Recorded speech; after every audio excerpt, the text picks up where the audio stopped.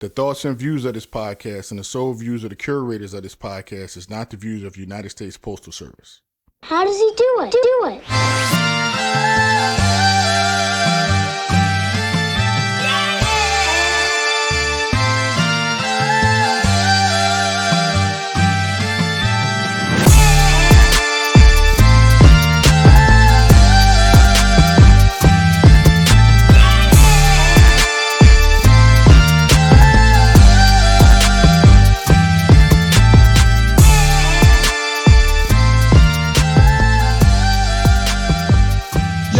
Yes, and we are back.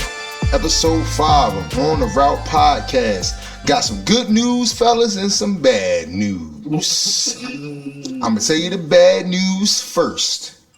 I thought we were the only postal podcast out here in the landscape of podcasting, but apparently we are not.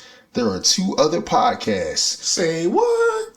Yes. You know what I mean? We did some reconnaissance. Somebody else that I know on the outside let me know there was another podcast in existence, and then we found out about somebody else that was another person. So that was the bad news. The good news is nobody from the post office actually told us about these people, so I guess they're not popping. So it doesn't matter.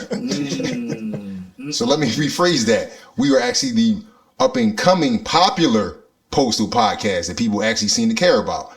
You know what I mean? No one cares about the podcast that's actually owned by the post office because it probably sounds dry as hell. And no one wants to listen to the other guy who's just on there by himself, just talking to himself about how much he probably hates the job. So with that being said, thank you for coming back to the popular podcast On the Route, where we talk about things involving the post office, sports from time to time, and also pop culture topics. Sometimes a few politic news type things. You know what I mean? We try not to be selective. We try not to show any type of favoritism. Just give you the facts that we know and tell you what we heard and hopefully hear your opinion in the comments in YouTube. If you please like this podcast, if you please like what we're talking about, can you please hit the like button? Can you please subscribe? Thank you, please, baby, please. So that way we can get more and more better equipment so you can actually see us more often instead of just getting reels from us. You know what I mean? We really need those subscriptions. Because we're trying to pop better than the other 2 podcasts that are out here. Right. So, before we get into today's topics, I'm going to let my brothers introduce themselves as they always do, starting from my left. Hey, I'm Aaron. Thanks for coming back. Thanks to the new listeners as well. And let's have a great pod. All right, it's your boy B Morton. We on live location right now. We back at it, about to give y'all some more good information, as always. Did he just say that? Tell me. All right, this is Black. We back on the Route Podcast. Got some good stuff for y'all. Got a lot to say. It's time to get in it. And as always, I'm your low-key engineer, your man, Frank Shine. Capitalist. So, today's topic for the postal section of our podcast, we're going to be talking about route testing and route adjustments. Not just in the city, but also in the rural areas. We've been asked to talk about that as well. Thank you to the fans that are listening from the rural area. We definitely saw what you guys said, and we're going to get into that. But since we're going to start with the city, because we are city carriers, we're going to start with our own station. Because our own station right now is getting route tested. If you don't know what that is, if you're not a person in the post office, it means that they're trying to see if you have any downtime, if you have excessive downtime, or you're going over the estimated mark. They're going to try to bring you somewhere near the medium, so that way you're not chilling too long and you're not getting all this overtime on just your regular route. So our station is under investigation because of certain entities that are no longer part of our station, because one of the things I've learned growing up is that being a tattletale doesn't always work for you. Yeah, sometimes you can play yourself out of position talking too much, because it makes the people that empowers you feel like, oh, you're not the person for the job because you keep telling us about this, that, and the third, and you're not handling it. So sadly, that person was removed from our station and put in a worse situation. You know what I mean? Hold your head, keep your head on the swivel out there. You know who you are. It gets dangerous around those parts. But Hold on to your bag. But in our station, Roxborough 19128 in Philadelphia, Pennsylvania, branch 157, we are getting our routes tested. So what that implies is, like I said a little bit earlier, they're trying to see if we have good routes in terms of it meets the requirement of an 8-hour day. So I'm going to let Mr. Brandon tell us, his experience so far with how this has been going on, because we've been dealing with this for about 3 weeks almost. Right. Yeah, so let me know what your perspective is on it. Well, I feel like we're being targeted because, like you said, we're getting snitched on by quote unquote whoever it is, but they'll be talked about. But I feel like it's kind of basically targeting us. Like I said, it's been kind of a little difficult, but the process has been kind of up and down. We're quote unquote doing the right thing, but it feels like no matter what you do, they're gonna mess with it regardless. We supposed to catch the bus to the station, we do that. We also go to box and relays, so we get it done. But it seems like the process, they're picking certain routes that they want to feel like, all right, I'm mess with this route or this and the third, because I haven't got my evaluation yet. I mean, I'm a utility, but still, I haven't got evaluation, like I said. So certain people I feel like are quote unquote lying or not telling the truth, because at the end of the day, the guys up the higher seniority guys gonna do what they want, basically. I mean, I'm a kind of low tier bottom guy. My thing is, you don't care about the people, then what's going to happen? I mean, eventually, like I say, if you holding a spot up basically here and there, my thing is, I want to move up. Like if you keep doing that, you keep trying to get the bottom guy out of here. But like I said, we're the future of the post office. I mean, eventually you got to pass the torch. I feel like I said, my experience, I had 3 different routes I was doing on that. Like I said, one route was cool. I walked to the other one. Other one I did catch the bus. So I kind of move up there, but it was easy going to box, but I actually got done the approximate time. I got done around, I guess our time, what is our time? What would we done on 5 o'clock? Yeah, I got done at 5 o'clock. Like I said, I went box to box, walked out here sweating like a dang on freaking. But hold on, so you said a second earlier about getting the younger guys out of the station. What do you mean by getting them out the station? Like, what is that? What do you mean? Well, like I said, from we heard basically is that the thing is, the bottom 4 regulars, if they take routes out that will be going, we had to rebid it. If I'm not mistaken, my brothers, is that true? Right. Wait, time. Can y'all explain the process of the walks of the routes and explain like y'all station basically for people who might not know? Okay. Brother Black. Explain the walk as far as what, like just how it's done. Like how it's done, what are y'all being walked for, and what y'all station is like? Is it a walking station? Is it a mounted station? Oh, well, we're a walking station, but the walk is it's the same because now they're doing it through the scanners. Previously they did like physical walks. Somebody came to the station, they watched you case, they watched you pull down, they watched you load up, they watched you leave, they were on a route with you, going block to block. And they would write down, the time you started the block, the time you got done the block, and, the time you took your breaks. You get 2 10s and a half, what times you, took them, if there was appropriate time you came back to the station, how much travel time. Now, they're still doing that, but they're doing it through a scanner. But my problem with that is technology is not reliable. Because there were times in the station where, a scanner said somebody was at another station and they were in Roxborough. There was a time where that happened to me personally. It said I was 2 hours away and I was on my route. So, and I don't leave my route. So I don't understand like these numbers that they're getting or how they're doing it. Me personally, I don't think they care. I think they have an agenda and they're trying to find ways to meet that agenda so they can do what they want, which is lower the number of employees in the post office. I think they're trying to get rid of jobs. They're trying to save money.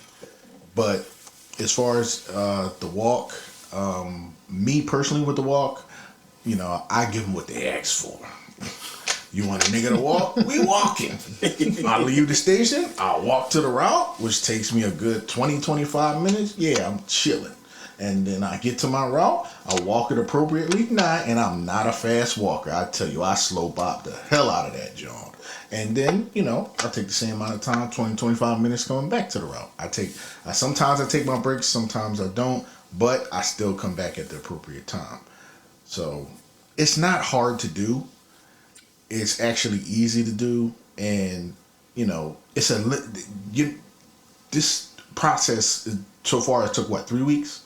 Yeah, we're about in the third week right now. Yeah, we about closing. Yeah, so it's not a hard thing to do. It's actually very easy. Some people are just hard-headed, Lazy.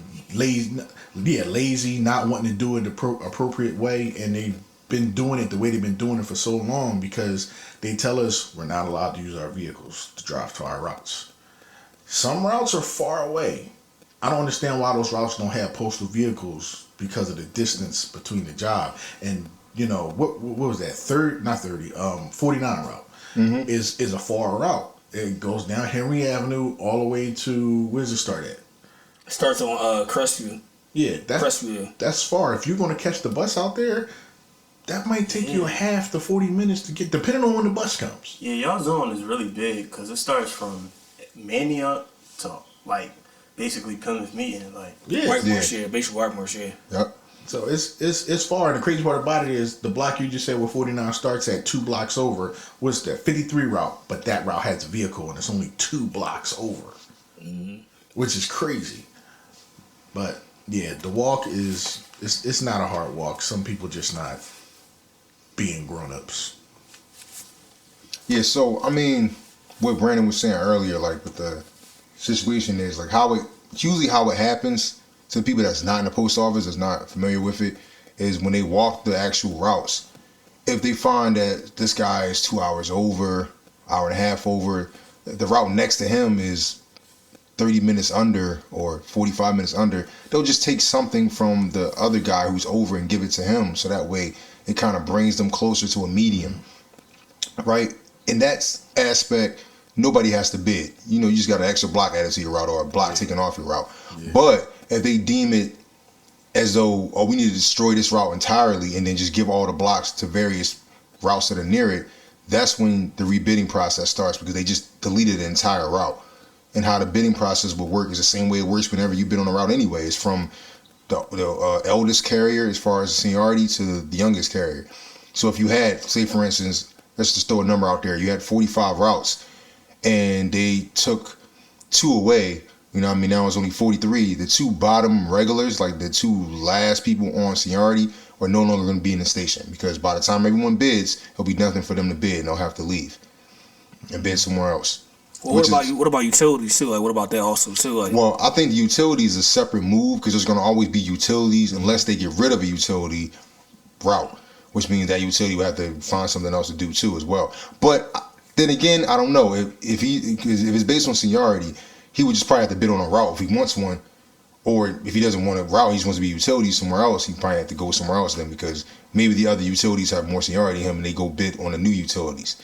Because you have to make new utilities because you made new routes that go with the utilities. Well, couldn't we do like you do with a route? If you add a block, add a route to a utility instead of changing the utility? That would make more sense. Yeah, that would make more sense, but it's the post office we're talking about. I'm sorry. I'm sorry. It don't make sense at all. And like I said earlier, we're a podcast is about, we about being fair. We're not trying to pick on a craft or a certain section in the post office, but how things are supposed to be done from the management side, their idea is to try to save money. So like Black said earlier about them trying to cut routes, yeah, in their aspect to them that makes sense because they're trying to save money because that's one less person or 2 less people we got to pay. If that was the mentality that we had in our district, you would have a good argument about why they do what they do. But it's not really the mentality of the people in our district because we have laws and rules in place that make perfect business savvy sense that nobody really, and I'm saying nobody because I've been to a few stations, my brothers have been in a few stations, we've seen the same thing over and over in every station that's not business savvy or not even cohesive with business acumen in terms of trying to save money and get the job done. Meaning when there's overtime to be divvied out, the idea is if you're trying to save money, you're trying to give the least amount of overtime to the most highly paid person as possible. Meaning if I had a guy that's making $24 an hour because he's at maybe step B or something like that, or step A, I want to give him 4 hours of OT if I can give him 4 hours of OT. I don't want to give 4 hours of OT to the guy that has 30 years in the post office.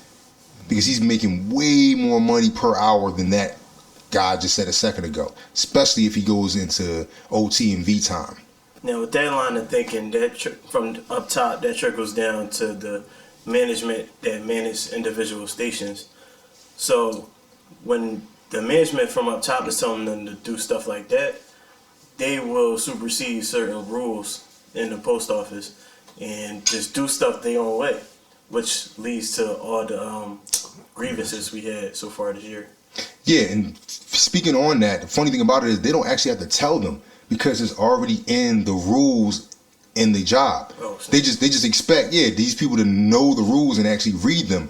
But as we come to find out, majority of people in this era just don't read. Nope. Yeah. They don't read. Or don't ask questions. Like I said, my thing is, so you have to actually ask your quote unquote older carrier, like, yo, what's the rules or what's the regulation or what can I do?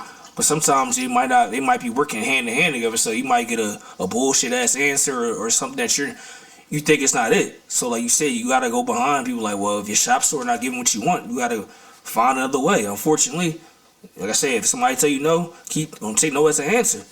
So like Aaron said a second ago with the grievances, right? A grievance in our job in the post office is when someone in craft has an issue with management because they've stepped out of line and done something that's not, quote unquote, in the line of their job.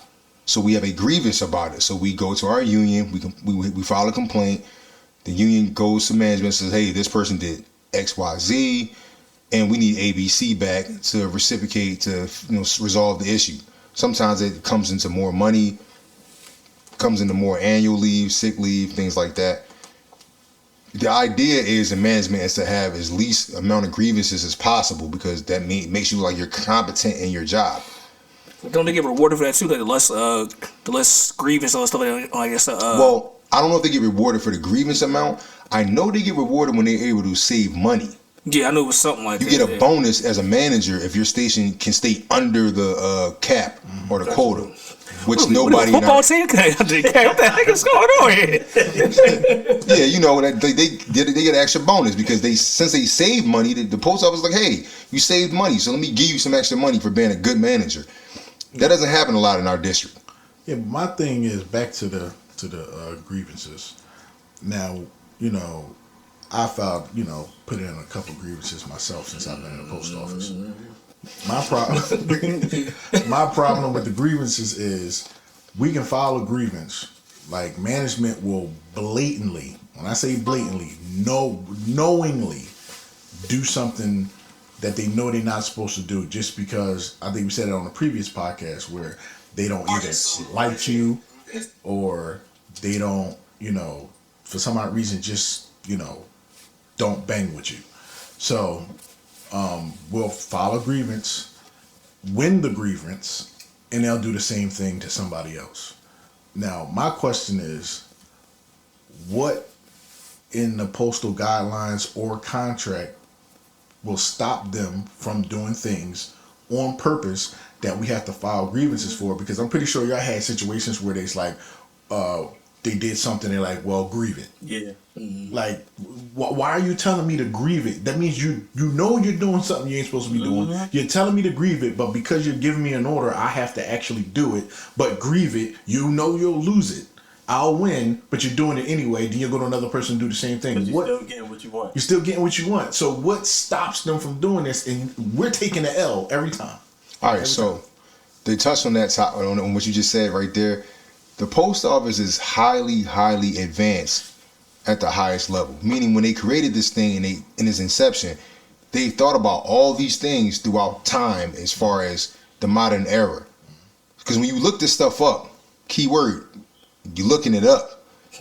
You see that. Take a look. It's in a book. You see that they actually do have stuff in place to fix these issues. Mm-hmm. Like they actually have a process that you can go to have a manager or postmaster, whoever, removed from your station if they're doing what Black just said a second ago. There's paperwork for that. The problem is, as Brandon would say, there's too many hood boogers working in the post office who don't have the discipline to read or learn what the actual job is. They're just learning from word of mouth from another hood booger, telling them how they did it, and so on and so forth. It amazes me to this day, even when, like for instance, I had a situation last week where my Nana died. So I had to, put in sick leave so I can go to the funeral. The supervisor who has 30 plus years in the post office was like, you can't use sick leave, you gotta use annual leave. I'm like, no, you can use sick leave for a death in the family. She said she never heard of that. Reminds you, she has 30 years in the post office. She tells everybody all the time that she has 30 years in the post office. So I had to literally show her in the Elm, which is the book that has every single rule that we have and everything that you need to know about the post office in terms of whatever situation it is, that when there is a death in your family, you can actually use sick leave as a term of being paid while you're not there. Is that like bereavement? Yeah, exactly. She had no clue, but she has 30 years in the post office. So I looked at her like, what were you doing for this whole time? Just clocking in and clocking out? Like, I don't understand people who come to a job and they stay there for that long, but don't know the ins and outs of the job. That's like somebody being in the NBA and they don't know what drop coverage is, or they don't know what a ball screen is, or they don't know what full court press is, or half court press, or they don't know what a pin down is. Like, can you imagine somebody keeping their job in the NBA but not knowing half of the things you're supposed to do? They would get rid of them within their rookie contract. Oh, like Ben Simmons? Yeah, for instance, yeah. I don't know any other job where especially a job at this level, where it's a national job, where it's mainstream, where people know about it, where you can be this negligent in learning about the job and still keep it. Well, you know what I mean? Let me ask you this: is that just people just holding off knowledge? Like I said, if you don't go look for information, people are afraid to see it. They say, "Well, I don't know it." You have to ask people to get information, and that's what I'm saying with your shop store. Like I said, it's anything of anything you do. Like you refer to sports, you ask the older person, like, all right, they've been through experience. Like, well, how can you help me with this? How do I do that in 30s? What are the guidelines? What are some things in between that they're not going to tell me, but you can tell me? We can keep it between me and you. And people nowadays got too much self-pride. Well, I ain't asking them. You got to ask somebody to get information. Like I said, no one knows it all. You have to ask other people, like, all right, well, ask, like I said, people say there's no such thing as a dumb question. You got to ask information. You got to obtain it some way.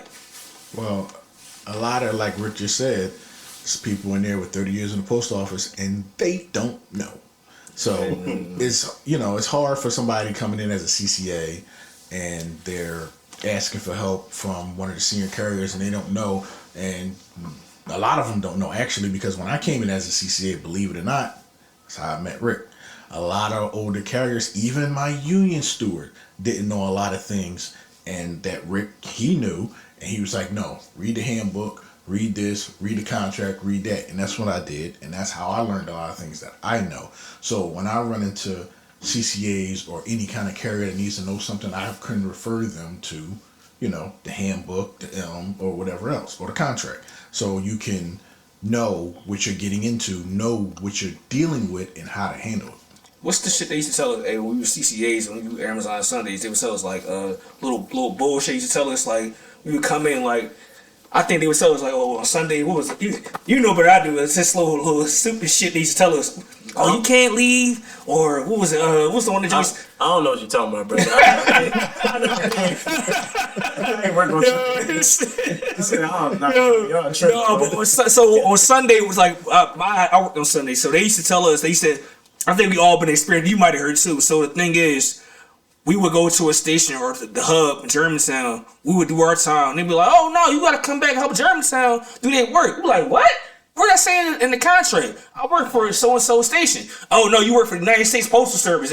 You don't work just for your station." "Oh, now y'all want to use the quote unquote book of the law to use against us?" No. Or the thing would say, "You just a CCA. You just a CCA, but you better do what he tell you when you get fired." Like, come on, man. Like that's the thing. Like they threaten you and hold against you. They like hold your feet to the fire, especially when you a CCA.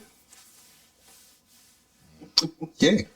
It's the truth. Look, am I lying? Am I lying? Like, no, we all experience this. Okay. It's the truth. It's definitely the truth. But I got a question too. Yeah. About testing. I know how the testing works for us as city carriers because, I'm experiencing it firsthand. Does it work the same way for roll? Well, what I read about Reddit. Past tense. Say it again, management. I read about In rural carrying, they actually get paid based on the length of the route, meaning everybody's not held to the same standard. Whereas in the city, you know, everybody's supposed to have 8-hour routes, regardless if you have 1,100 stops or 425 stops. They're telling you that it's 8 hours assignment. In rural areas, they use more common sense. They understand that somebody with 500 stops is probably not going to be out there as long as somebody with 1,100 stops. True. So they're going to pay the person with 1,100 stops what they're supposed to pay them to be on the route.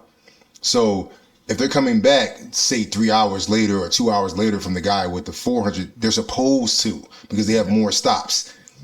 So they're probably making more money. If both of those guys are not on the list or just doing the route, the guy with 1,100 stops is probably making more money than the guy with 400 stops. Not based on his step, but based on just him doing the time. Yeah. So some carriers on purpose in a rural area will get a route that has 700-800 stops, because that's like a good medium where it's not tearing their body up, but they're making good money that they want to make.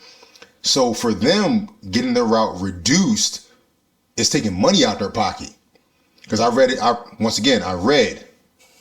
Reddit forum that is actually sponsored by the United States Postal Service, where a carrier was in there saying that they're testing at his station, a rural station where he was from, and they were trying to cut his route down. And he was like, "Oh, this is about to mess up my money. Like, my lifestyle is based on me doing this amount of time. If they take this away from me, now what I'm going to do?" And I was like, wow, that's a really crazy situation for them to say that, hey, you don't need this much time out here, so we're gonna reduce it to this. They're not changing anything with his route physically. They're just trying to tell him, oh, you don't need this much time to do it. We're gonna give you this. So that is an issue and a problem I think that a lot of them suffer from right now. And it goes back to what Black was saying earlier about them trying to save money.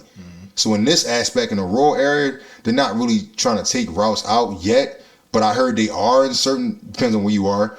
But for the majority of people that I've seen, when I read in the Reddit section, that Sorry, Dr. Umar. Right? Yeah, he definitely did. one more time, that I read in the Reddit section that certain carriers are having their routes reduced, which is messing with their money, which is not a good thing. But I think they're doing that because they're trying to get them to do time elsewhere.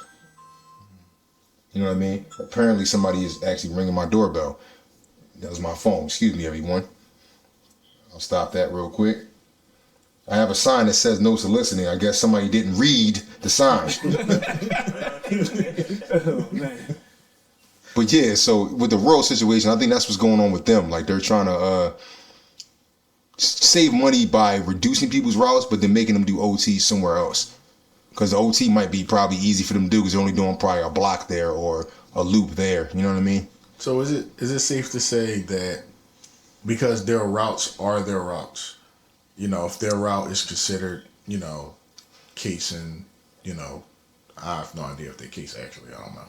But I think they still case the flesh. It's okay, the flash. Yeah, I think so. Yeah. So they do basically go through the same process we go through, and they're allotted that time for their route. No matter if they get done early or late, it's just what it is. Yeah, see, but I think the bad thing is if you keep coming back early, then they'll probably be like, all right, well, maybe you don't need as much time. We gave you 10 hours to do the route, but you keep coming back in 7. Yeah, we paid you the first year for 3 hours, you know, for free. But now it's like, this seems to be your usual time. Maybe we should bring this down a bit. Yeah. Well, I think they had an option because, like I said, at my wife's station, they said that there'd be times where the roll carriers get done and it'd be overtime. They'll just leave and they'd be like, well, what the hell is going on? Why don't y'all get roll carriers to help us out? Like, you see his time on the floor, had them come over. Oh, we don't want to bother them. You know, they're doing this. I'm like, we're still all one thing here, basically. You can come over and help us out. But they go, well, we're not going to ask the roll carriers. Like, that's kind of like, I guess, like a in-between line. You want to mess with that sometimes, too. But all hands on deck, as they said. Does they overtime work like ours? Because if you got a route that's, or, you know, you're going through the whole process and it's 8 hours, how does that overtime work? Because technically that will be salary. Mm-hmm. Yeah. So if they have to do overtime, do they become hourly, or I literally just thought about that. How would that even based on what your route is, you're paid for your route, right? So if your route is I don't think they're, like I said, if you know better than I do, please by all means hit that like button, hit that subscribe button in YouTube, and please comment, especially in this section, where we're talking about the rural carrier, because we're all city carriers here talking about the rural carrier situation. But I believe that a lot of the rural routes are not more than 8 hours.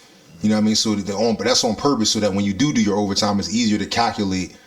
Now you're getting paid for OT. Now you're getting paid for V time. I don't think there's any rural routes where it's just a 10-hour route and they pay you straight time for the 10 hours. I don't believe that actually exists. But like I said, anybody out there that knows better, please hit that comment section in the YouTube and let us know if there are routes like that where people are working for 10 hours straight and they're just getting straight time.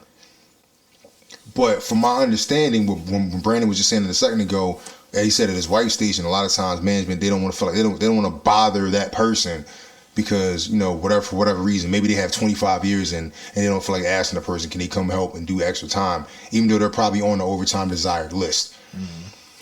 Let me just say this for a quick second. I'm a carrier, city carrier, craft employee, and I intend to be forever how long I can do this physically, a craft employee, because I actually enjoy delivering mail. I actually enjoy being out, seeing people, being outside, being by myself, and, you know, just doing my job. It's fine. It doesn't bother me. But if some type of accident, God forbid, I hurt my knee, ankle, back, whatever, and I have to, because usually guys who go into management do it because they got hurt and they can't physically do the job anymore. Nah, not necessarily. Well, I'm saying that's the main reason why some people do it. Yeah. You know what I mean? Not because they can't carry, but, you know, some people actually get hurt. You know what I mean? They have to go into management because they don't want to just leave the job entirely. That's what you see the most. Yeah, that's what you see the most. Me personally, a lot of these people in our district, I would definitely go right past them easy. And I'm talking about like supervisor, manager, probably area manager. I think after that, you need some type of college education. So I'll probably go back to school within the means to do that so I can get to whatever that next level is. But I would definitely pass a lot of y'all because a lot of y'all are trash. But you also have experience too. Yeah, I have a little bit of experience here, but a lot of y'all are trash because y'all don't read, y'all don't sit down. Believe it or not, like, I don't know if you guys know this, talking to my fellow brothers on the pod right now and people that's listening, there are like literally like 70, 80 courses online for people in management to take so they can learn more about the job. I guarantee you at least 70% of the people in our district probably haven't even taken a quarter of those courses. Because they all have their own ID where they can actually go into the system and take these courses and take the test. And there's actually a test at the end of every single course to see if you learned and retained whatever they told you. Mm-hmm. And it goes on your actual file that shows that you passed this test, that you have this qualification. I guarantee you a lot of them have not done that. Well, like you said, my thing is a lot of people in management positions, like, are they getting it by someone, like I said before, knowing them basically, or that they tell them word of mouth, or you can step up here and make money if you move up to so-and-so, or they basically kind of acting, or they, what's the proper terminology? Well, I mean, put it like this, and this applies to anything in life. When you do the harder assignment, you get more recognition when you succeed. Like if you were playing basketball, if you guarded the best player on the other team and you were able to hold him down or stop him completely, you're going to get more praise than just guarding one of the role players on the team. You know what I mean? Like, so in our city in Philadelphia, if you're trying to move up in management, if you're really about management, or if you're really about trying to move to the post office ranks, you would go to MOD and get a cut 50 job at the main office of delivery, because that's how you move up. That's how you get, recognition, because everyone in the district, including the district manager, knows that that's the hardest station to work, whether you're AM, PM, overnight, dealing with the, the clerks and all the AM trucks that come in. That's where you would go to get your stripes, to really stand above the rest of the pack. A lot of these people don't want to go there because they're scared to work. They're scared to do the work. They're scared of having to deal with that many employees because they don't really have leadership skills. Going back to what Brandon said, at his wife's station, they don't want to bother the other carriers. There's work on the floor. Your job is to get rid of the work on the floor. If the person's on the list, ask them to do the time. Or give them the direct order, like they like to say, that they have to do the time. Oh, I hate that. Yeah, I know. I hate that term too. But, in the book, that's what it says. Mm-hmm. If you're on the list, ask the person if they're on the list. If they're not on the list, then just ask them, hey, would you like to do it? If they say no, they say no. Well, but it's also two rural carriers too. Like I said, cut you on rural carriers too. Like I was emphasizing that rural carriers, sometimes, like I said, they don't want to ask them either. And like I said, they might not have enough CCA. So it's just, like you said. So that goes back to your point. But you're all on the same station. So do you care about the station success or not? Someone in management is not worried about how this person might feel. They're trying to do their job. They're trying to get the task completed. You know what I mean? Like going back to your main job, your main aspect of this job. I'm talking to people that's in management. We're going to have people in management come on this show later down the line. Yes, we have guests coming soon. OJIs, vehicle maintenance trainers, vehicle maintenance straight up. People in management, we're going to have different people actually that are in these different sectors of the post office on this podcast. That's why we're better than those other 2 podcasts. Yes. And and if you're in management, your main objective, if nothing else, is to save money. This is America. They care about money than they care about anything else. I know this sounds shocking to some people that might be listening. Really. They care more about money than anything else. They don't care about, they tell you, make sure you get out there, get back safe, and they care about money, fam. Mm-hmm. Now, their best workers, they do want them to come back safe because they need them to keep working. Mm-hmm.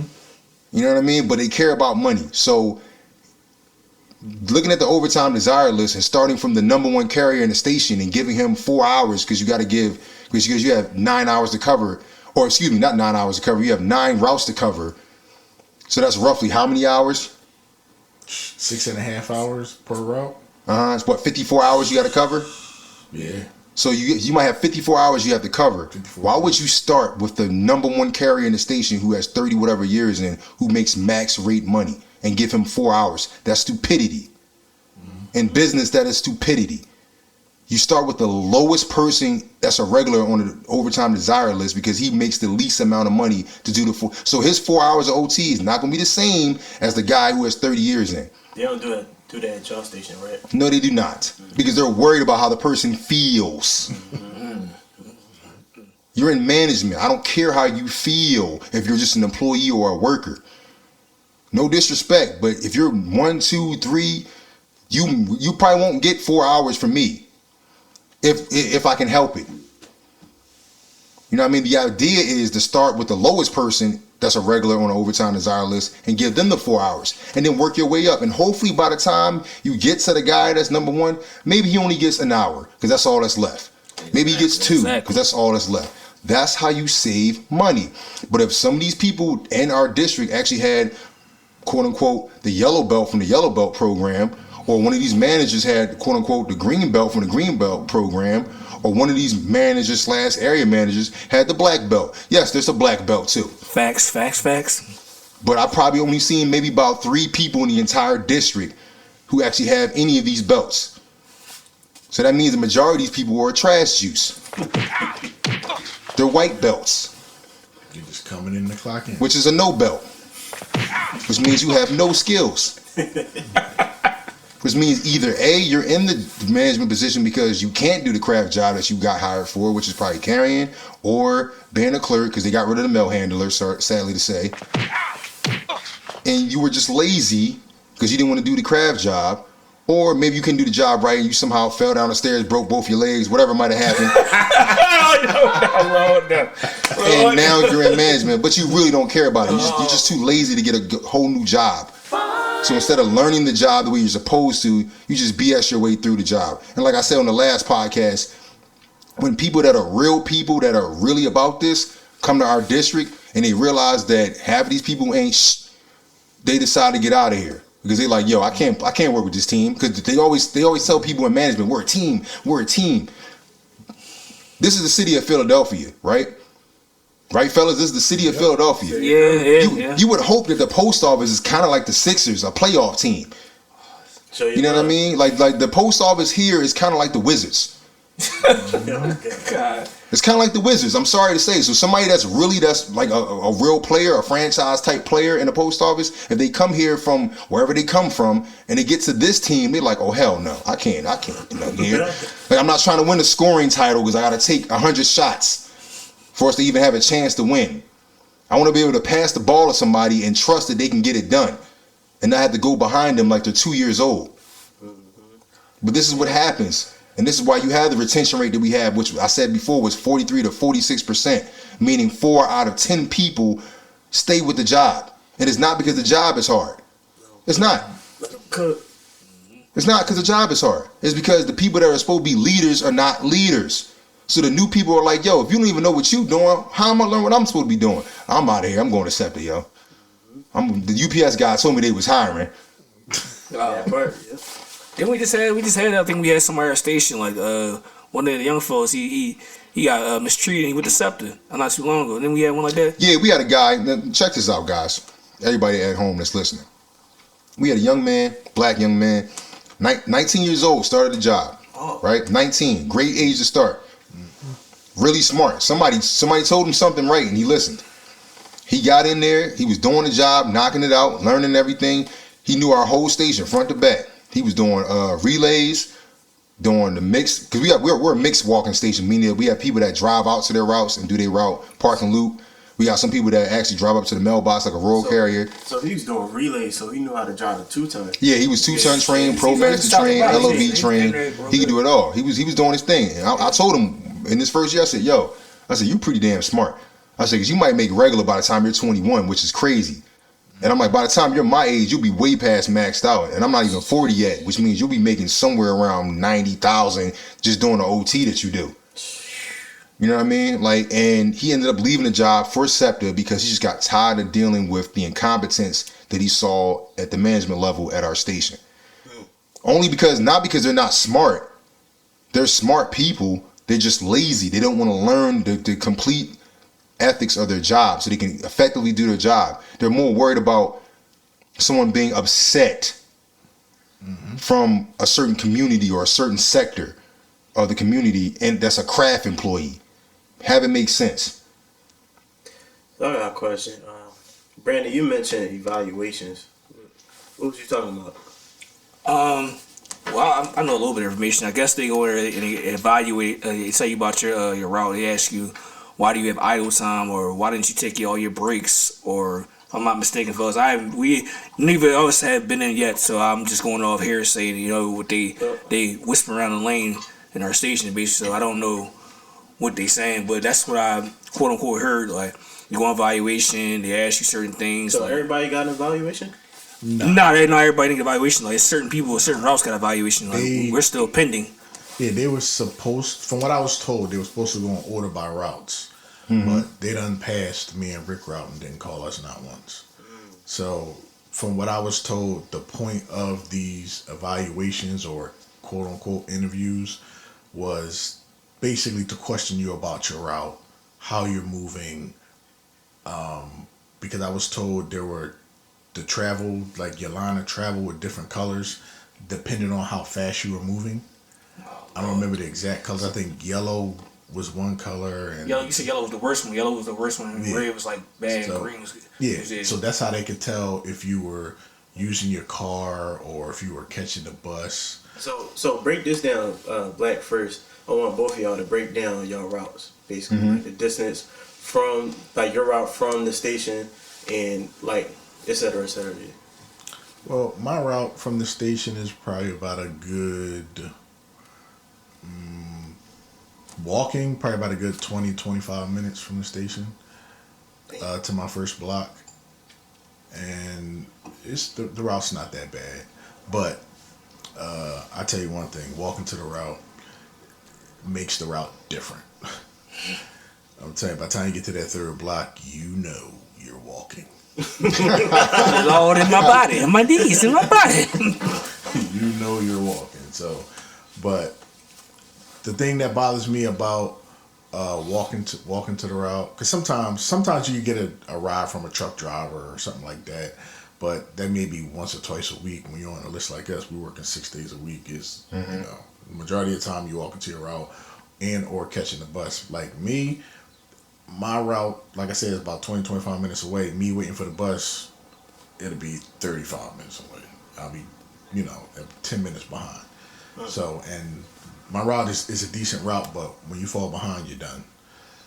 So, but the thing that bothers me about it is at the end of the route, when you have to walk back, you're further away. Yeah. So, because you're next to the other zone. Yes. So not only am I further away, I'm down a hill. So I have to walk back up the hill to the top of the hill and then walk back, proceed to walk back to the station, which takes, some days might take 30 minutes, depending on the weather, if it's raining or if it's hot, or, sometimes or you could be tired. It could be, we work 6 days a week. It could be the last day of the week. You could work Monday to Saturday. Saturday, you might feel it. You might feel it. So, a lot of other routes are closer to the station, but mine's, I say, is probably about a good, happy medium away from the station. It's not super far, but it's in that medium area. What about you, Rick? My station is a testament to what you guys said earlier about management caring about how people feel instead of saving money. That boy, he's on fire. The way my route is designed, because there's 3 other routes around my route that touch my route, and much respect to them, their route is, it's decent. You know what I'm saying? It's decent, but it's not like my route, not even close. But the funny thing about my route is, because when you're in a walking station, right? For the people that's not in the post office, you're allotted 15 minutes to get to your destination, your first delivery. 15 minutes. I can get there in probably about 12 to 13 minutes, on a good day. The problem is not me going to the route. It's like Black said a second ago, is when I'm done, the walk back or just to the bus stop is a nice little walk. And it's almost idiotic. Because, like, for instance, with my route, the last 2 stops of my route, I cross the street into a whole nother area where another carrier does his route. Why is he not just doing these 2 stops? Why am I doing them? You know what I mean? But like I said, we're not the ones who design these routes. There are other people who worry about how people feel. In the beginning of my route, the first 2 blocks, they're separated by a shopping center that I do in my route. But another carrier does the shopping center. So I'm literally doing a block, and then I'm walking through his route to go do my second block. Whereas I could have had the shopping center, or he could have just had the 2 blocks. But once again, we're dealing with people who don't think logically about the job or about saving money. The idea of saving money with carriers is making sure that we don't travel out of our way, trying to get us the maximum deliveries we can get with the shortest amount of distance we can do it in.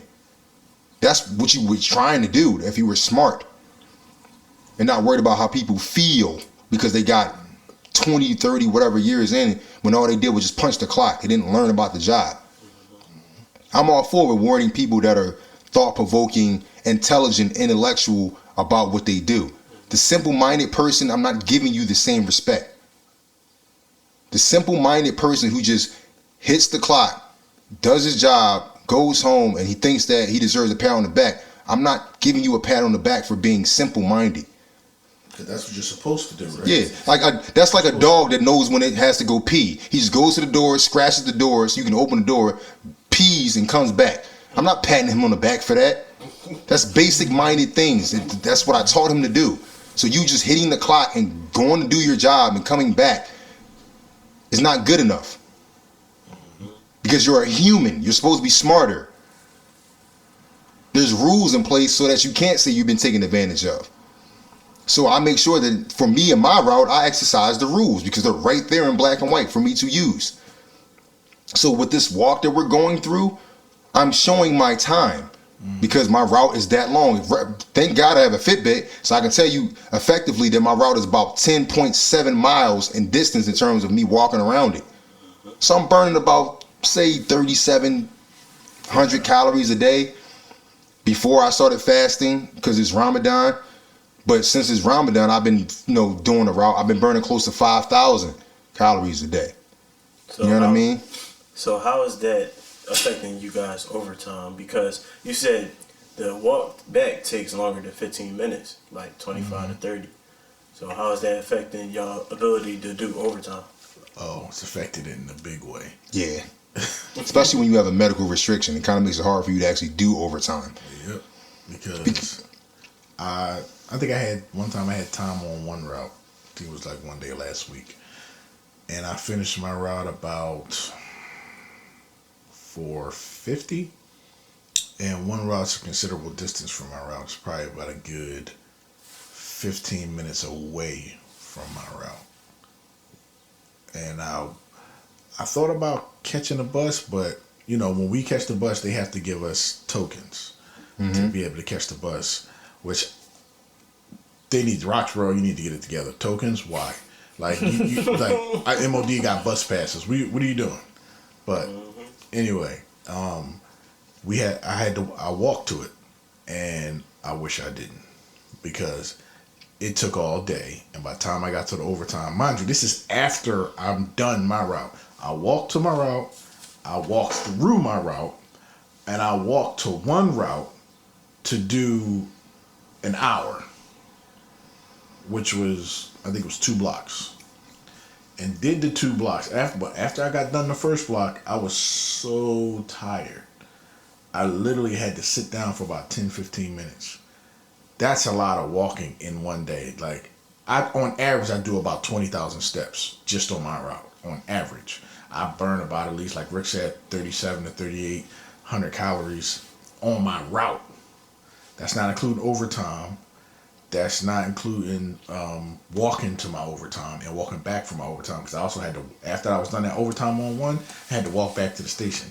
Mind you, my route is about at least 20, 25 minutes away from my last block on the route. And one route is 15 minutes away from my route. Do the math. So now y'all zone is so big. It's like, you, like, the way you describe how overtime is divvied up is like people at the top get to pick whatever they want, instead of you guys picking stuff that's close to your route and y'all walking to that overtime, which would be better for you. But I mean, like, it's like, I don't understand. Like, Okay. Yeah, go ahead. So, like I said earlier, the post office, from its inception, has always been a step ahead of the simple-minded person. So, like Aaron said, he understands that if we're trying to save money and have the person do their overtime, it makes more sense for them to go to the route that's closest to them, that's available, that's open. Because that way, that's less travel time, which means, because we're getting paid by the hour now, that's less time on the clock. It means every single minute counts. Every single half hour counts if you're trying to save money, because that is the number one effective part of management in the post office. So, just for perspective, if, like, say Rick, he got overtime on like 67 route or something, and he's on whatever route.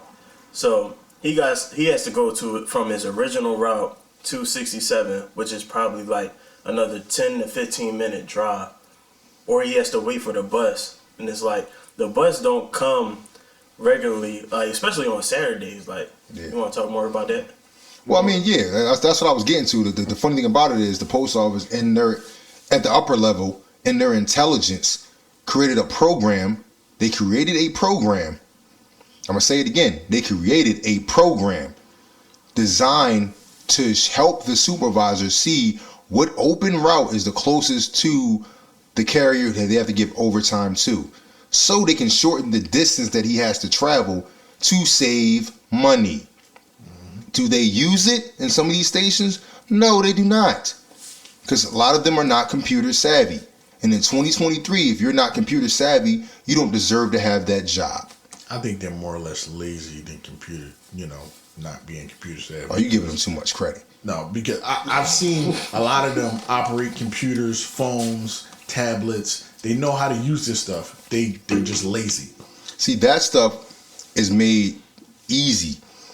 Going into that program, for one, you have to understand the whole geo system that is involved in that program, which I don't think some of these people know how to use, honestly. But like Aaron said a second ago, the post office, in their wisdom at the top, said in their handbook that when it comes to the overtime desire list, you as a supervisor divvies out the overtime. Assigns the overtime to people. That's why using it's DMS. assign overtime. Yes. But instead of assigning the overtime, because I guess that would take too much brain power for you, because you have to think and figure out what's what and who gets what, they allow you to pick as a carrier, at our station at least. And instead of starting from the bottom, which mathematically and business-wise makes the most sense, they start from the top.